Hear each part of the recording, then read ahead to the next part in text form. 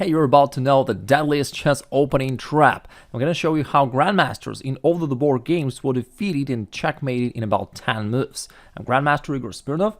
Let's jump right into it.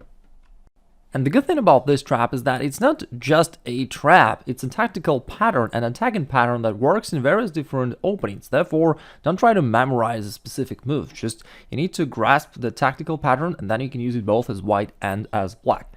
Alright, in the first example here, it started off with a pawn e4, and after that we're going into the classical game, the Scotch game. And here after pawn takes knight e4, black decided to support their knight with the other one. And then knight c3, now black needs to develop this bishop somehow, and since knight is blocking it, they move the pawn to g6, trying to fianchettoed the bishop. White played bishop g5, looking at these weak squares, so the bishop is already potentially can be placed to f6 and hit this rook in the corner, so black played bishop g7, makes sense, and here is where the magic begins. Instead of doing something about the black's attack to this knight, which black was probably counting for and hoping for, white played knight d5. Now, you may think, what's going on here, Igor? Why is this knight left unprotected?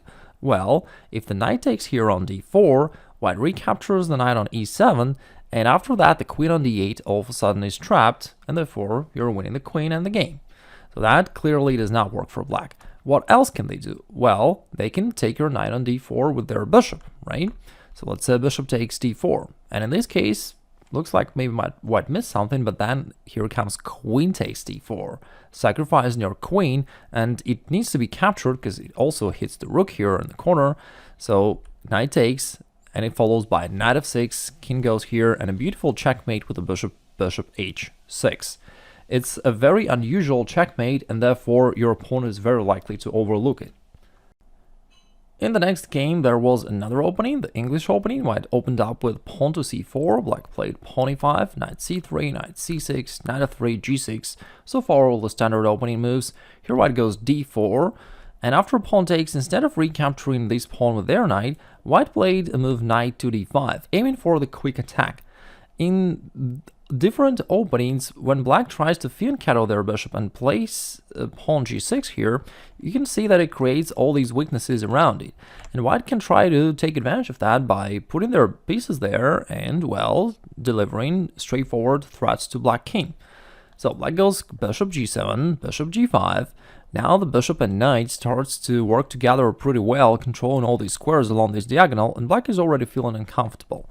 And here Karjakin, who was playing black, played knight to e7. And this game became one of the classical illustrations for this tactical pattern, because it's quite remarkable that Karjakin, being one of the world's top players, got crushed really badly here. And in this position, white sacrificed the knight here on d4, which makes this even more impressive. In the previous game, white just played there, and this time we're sacrificing the knight here, knight takes d4. Okay, and we're already familiar with this tactical pattern, right? After bishop takes, we're gonna go ahead and sacrifice our queen, delivering this brutal checkmate. After knight takes, we're gonna go knight f6, followed by bishop h6, and it's checkmate. In this game, though, black noticed this, and he decided to castle, but it didn't really help, because after knight f6, king h8, white played another astonishing sacrifice. Knight goes to g4, sacrificing the queen anyway, and then it follows by bishop f6 check and knight to h6. Once again, white occupied these two weaknesses and delivered a beautiful checkmate just with a knight and bishop. Pretty strong combo and a great game by white. And here is another game between two grandmasters, and it's an all-of-the-board game. White player is Gurgenidze and black player is Kodov, who was a famous Russian coach and book author. Black goes pawn c5, and you can see that, again, it's a completely different opening. The Sicilian defense, knight c3, knight c6, knight e2, knight f6, g3. White is playing the classical setup of the closed Sicilian, and black plays pawn d5. It's the same idea, basically. We're trying to take advantage of these weaknesses, and so want to open up the center so that our bishop can get involved and be developed there to g4.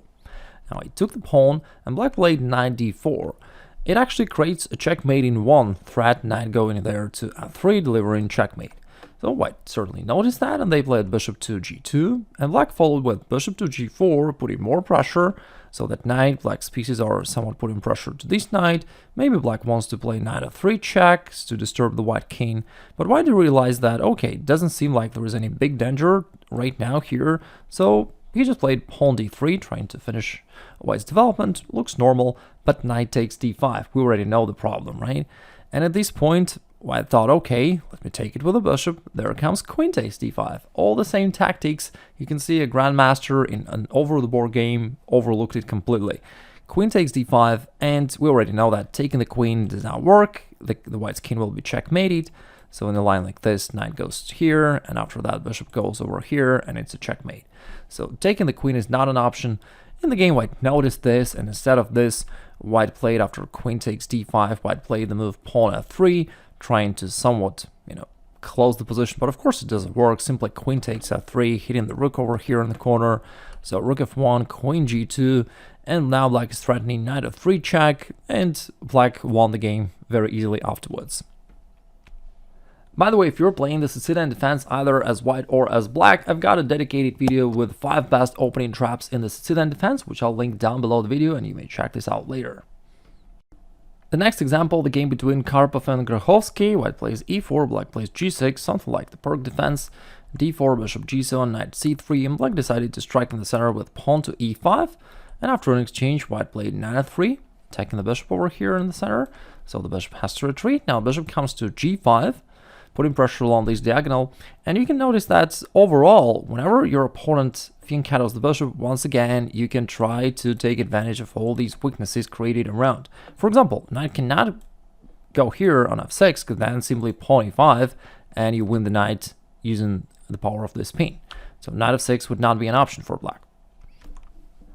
Instead of this, black played knight to e7 in the game. There follows knight going to d5. Now we're attacking this knight both with the bishop and the knight, therefore it needs to be defended. Black played knight c6. And here you may take a few seconds to think about the best move for white. I hope that by now you already got this tactical pattern. Want to attack over here, and want to deflect the black's knight from c6, which is currently supporting this knight on e7. And therefore, white played knight to d4, trying to deflect this defender, and black goes down. We already know that either black will be checkmated or will lose their queen. For example, if they take here, then queen takes, and followed by this beautiful checkmate in the h6 square with the bishop. So completely different opening, but the same tactical pattern. Alright, and let's take a look at one more example to show you how universal this opening trap and the tactical pattern is. In this case, we're having, I guess, the 3 knights opening. I guess it's called that way, makes sense.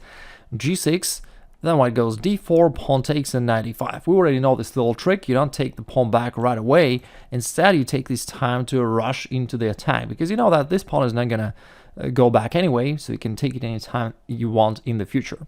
Knight e5, bishop g7 makes sense, bishop g5, and taking the queen here on d8, so black needs to defend it.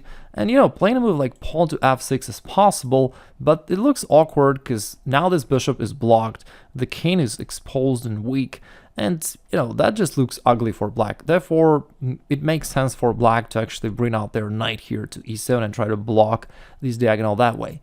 But then there is this knight sacrifice here on d4, and whatever black does, they're gonna lose. For example, knight takes d4, fails to bishop takes e7, and the queen on d8 is gone. On the next move, you're gonna capture it and win the game. The video that I mentioned previously with the 5 best opening traps in the Sicilian defense will be linked somewhere here, and you may check this out now so that you are prepared in the most popular chess opening. Also, if you want to bring your chess to the next level, you can attend my free masterclass by clicking the link somewhere here, and it's already helped hundreds if not thousands of students to bring their chess to the next level in no time, and you can try this out as well.